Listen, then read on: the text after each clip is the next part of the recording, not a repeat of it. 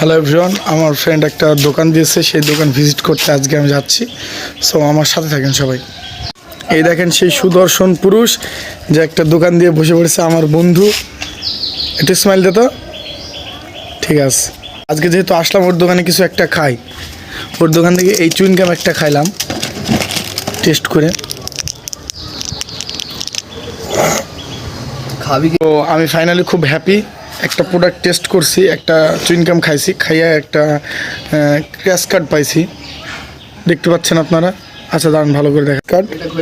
আমার কপালটা মনে হয় এবার খুলে যাবে, জীবনে তো কিছু পাইনি, এবার দেখি কি পাওয়া যায়। সো আপনারা আমার সাথে থাকুন আর দেখুন যে ক্র্যাশ কার্ডের মধ্যে কি আছে।